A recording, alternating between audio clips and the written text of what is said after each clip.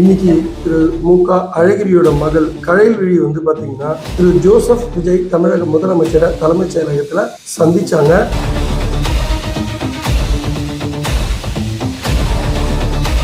முதல்வராக இருந்த மு.க. ஸ்டாலின் அவர்கள் வந்து என் தந்தையை ஓரங்கட்டி ஒதுக்கி வச்சுட்டாரு.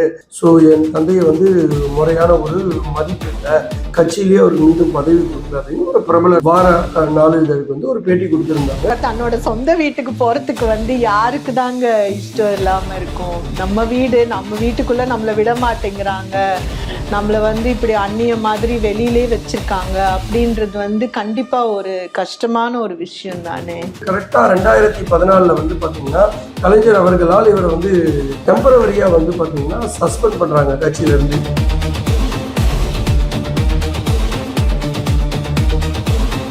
ஸ்டாலின் அவர்களுக்கும் மு.க. அழகிரிக்கும் வந்து பாத்தீங்கன்னா வாரிசு யுத்தம் ஏற்பட்டுச்சு. டிவிகே கட்சியில அவங்க ஐக்கியமாவதற்கு முயற்சி செய்து கொண்டிருக்கிறார்கள்.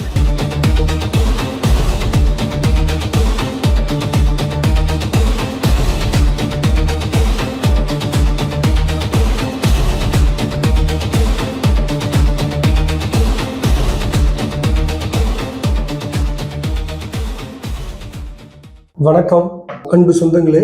இன்னைக்கு என்னன்னு வந்து பாத்தீங்கன்னா ஒரு முக்கியமான நிகழ்ச்சி, அதாவது அரசியல் களத்துல வந்து பரபரப்பா அதே நேரத்துல சூடா தகிக்குது.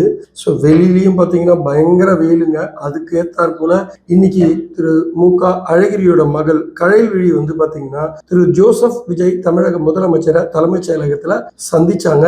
ஏன் சந்திச்சாங்க, அதனோட பின்னணி என்னன்னு தான் இன்னைக்கு பார்க்க போறோம். வாங்க நிகழ்ச்சிக்குள்ள போவோம். ஸோ இன்னைக்கு திருமதி கயல்விழி மு.க. அழகிரியின் மகள் மற்றும் மறைந்த முன்னாள் முதல்வர் கலைஞர் கருணாநிதியின் பேத்தி, முன்னாள் முதல்வர் திரு மு.க. ஸ்டாலினின் அண்ணன் மகள் இன்னைக்கு வந்து பாத்தீங்கன்னா போய் சந்திச்சாங்க. ஸோ ஏன் இந்த சந்திப்பு நடந்தது அப்படியே கொஞ்சம் பின்னாடி போய் நம்ம பார்க்கலாம். ஸோ அதோட தொடர்பு படுத்தினாதான் உங்களுக்கு நான் சொல்ல போற விஷயம் என்னன்றத புரிய வரும். ஸோ எலெக்ஷன் 2026 எலெக்ஷனுக்கு முன்னாடி வந்து பாத்தீங்கன்னா கயல்விழி அவர்கள் வந்து விஜய வந்து ரொம்ப புகழ்ந்து பேசியிருந்தாங்க. அதே நேரத்துல தன் தந்தைக்கு தற்போதைய அந்த சமயத்துல முதல்வராக இருந்த மு.க. ஸ்டாலின் அவர்கள் வந்து என் தந்தையை ஓரங்கட்டி ஒதுக்கி வச்சுட்டாரு. ஸோ என் தந்தையை வந்து முறையான ஒரு மதிப்பு இல்லை, கட்சியிலேயே அவருக்கு மீண்டும் பதவி கொடுக்கல அப்படின்னு ஒரு பிரபல வார நாளிதழுக்கு வந்து ஒரு பேட்டி கொடுத்திருந்தாங்க. இது வந்து பாத்தீங்கன்னா அப்போதைய முதல்வர் குடும்பத்துல வந்து பயங்கர ஒரு அதிர்வலை ஏற்படுத்திச்சு. இது அவங்க குடும்பத்துக்குள்ள ஒரு காரசார விவாதமும் ஏற்பட்டுச்சு. ஸோ எதை பத்தியும் கவலைப்படாம அவங்க பாட்டுக்கு அந்த பேட்டியை கொடுத்துட்டு போயிட்டே இருந்துட்டாங்க.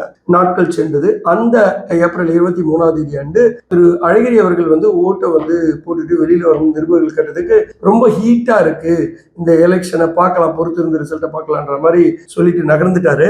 பட் இது வந்து மு.க. ஸ்டாலின் அவர்களை வந்து ரொம்பவே வந்து பாதிச்சுதான் சொல்றாங்க. அந்த திமுக கழகம் தான் ஜெயிக்கும் அப்படின்றத ஒரு பாசிட்டிவா ஒரு சொல்லல அப்படின்றதே வந்து அவருக்கு நெகட்டிவ் சைனாவே தோணுச்சு. இதுலயும் வந்து பத்திரிகை ஊடகங்கள்ல பெரும் விவாதங்களை ஏற்படுத்திச்சு. சரி, எதனால மு.க. அழகிரி ஓரங்கட்டப்பட்டார் அப்படின்றத பார்த்துட்டு அப்படியே இந்த தொடர்பு வதிப்போம். மு.க. அழகிரி வந்து பாத்தீங்கன்னா கலைஞரால வந்து பாத்தீங்கன்னா அவருக்கு வந்து திமுகவின் தென் மண்டல பொறுப்பாளர் பொறுப்பு வந்து வழங்கப்பட்டது.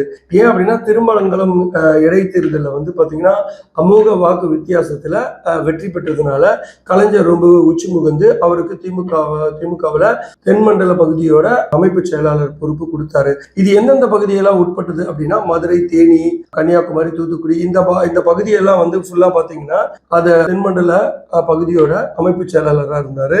அதே போல 2009 இருந்து 2013ஆம் ஆண்டு வரை மத்திய அமைச்சரா இருந்தாரு. அப்ப இருந்த மன்மோகன் சிங் அமைச்சரவையில வந்து பாத்தீங்கன்னா மத்திய அமைச்சரா ரசாயனம் மற்றும் உரத்துறை அமைச்சரா வந்து பதவி வகித்தாரு. ஸோ இப்படியே காலங்கள் போயிட்டே இருந்தது. கரெக்டா 2014 வந்து பாத்தீங்கன்னா கலைஞர் அவர்களால் இவரை வந்து டெம்பரவரியா வந்து பாத்தீங்கன்னா சஸ்பெண்ட் பண்றாங்க கட்சியில இருந்து. ஏன் அப்படின்னு வந்து பாத்தீங்கன்னா இவர் வந்து ரொம்ப கான்ட்ரவர்சி, அதாவது அந்த நேரத்துல வந்து பாத்தீங்கன்னா விஜயகாந்த் வந்து தன்னோட தன்னோட கூட்டணியில கொண்டு வரணும், தேசிய முற்போக்கு திராவிட கழகத்தை திமுக கூட்டணியில கொண்டு வரணும் அப்படின்ற முனைப்புல இருக்கும்போது அதை வந்து இவர் எதிர்த்தாரு. அதாவது டிவியில, தனியார் டிவியில வந்து எதிர்த்து பேட்டி கொடுத்தாரு. ஏன் அப்படின்னா மதுரையில தான் கோலோச்சிட்டு இருக்க விஜயகாந்த் அவர் வந்து கூட்டணியில் சேர்த்தா தன்னுடைய அரசியல் வாழ்க்கைக்கு முட்டுக்கட்டை ஆயிடும் சொல்லி எதிர்த்தாரு. டிவி விவாதங்கள்ல வந்து எதிர்த்து பேசினாரு. இது இவரோட கூட்டணிக்கு வந்து முன்னெடுப்பு எடுக்கிறதுல வந்து கலைஞருக்கு வந்து ரொம்ப பின்னடைவை ஏற்படுத்திச்சு. அதை வந்து ஒரு காரணமா இவரை வந்து உடனடியா வந்து சஸ்பெண்ட் பண்ணாரு.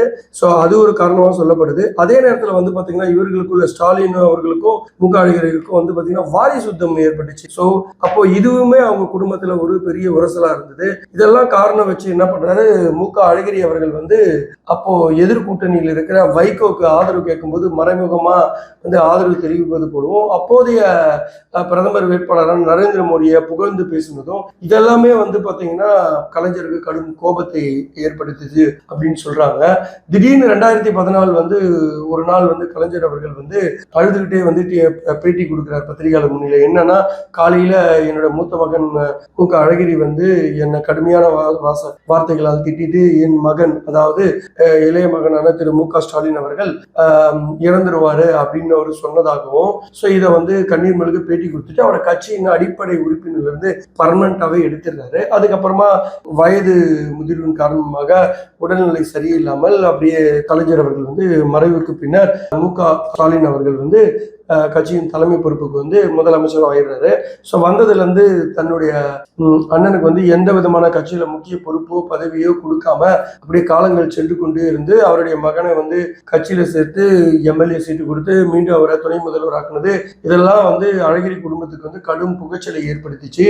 ஸோ இப்படியே காலங்கள் செல்லவே கயல்விழி அவர்கள் வந்து கடுமையான ஒரு பேட்டியை வந்து பார்த்தீங்கன்னா எலெக்ஷனுக்கு முன்னாடி ஒரு வார இதழுக்கு வந்து பேட்டி கொடுக்குறாங்க. ஸோ இதெல்லாம் தான் வந்து பார்த்தீங்கன்னா பின்னாடி அந்த ஏற்பட்ட நிகழ்வுகளாக நம்ம சொல்லலாம்.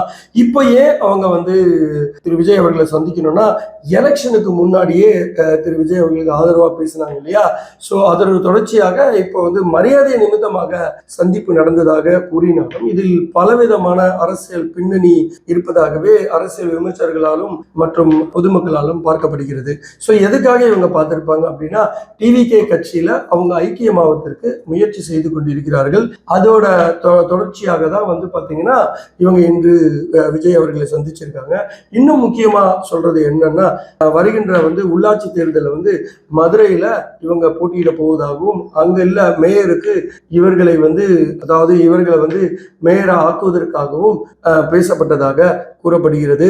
ஸோ இது வந்து பாத்தீங்கன்னா நிச்சயமா தற்போதைய முன்னாள் முதல்வரான திரு மு.க. ஸ்டாலின் குடும்பத்தில் ஒரு பெரிய அதிர்வலையை ஏற்படுத்தியிருக்கும் என்பது எந்த விதமான ஆச்சரியம் இல்லை. ஏன்னா 5 சகாப்தமாக தமிழக அரசியலில் முக்கிய பங்கெடுத்த திரு மறைந்த முதல்வர் திரு கருணாநிதி அவர்கள் குடும்பத்திலிருந்து வந்த கயல்விழி அவர்கள் இப்போது ஒரு புதிய தமிழகத்துல ஒரு புதிய அரசியல் மாற்றத்தை ஏற்படுத்தி கொண்டிருக்கும் தமிழக வெற்றி கழகத்தில் இணைவாரா? ஸோ அப்படி இணைஞ்சா இது எங்க போகும்? அப்ப திமுக குடும்பத்திலேயே இது ஒரு பெரிய அதிர்ச்சி ஏற்படுத்தும், அந்த கட்சியிலையுமே ஒரு பெரிய அதிர்வலையை ஏற்படுத்தும் என்பதில் எந்த விதமான மாற்று கருத்தும் இல்லை. ஸோ பொறுத்திருந்து தான் பார்க்கணும் இந்த அரசியல் அதிர்வலைகளை என்ன மாதிரியான மாற்றத்தையும் அதிர்வையும் தமிழக மக்கள் மத்தியில ஏற்படுத்த போகுது அப்படின்றத பார்ப்போம்.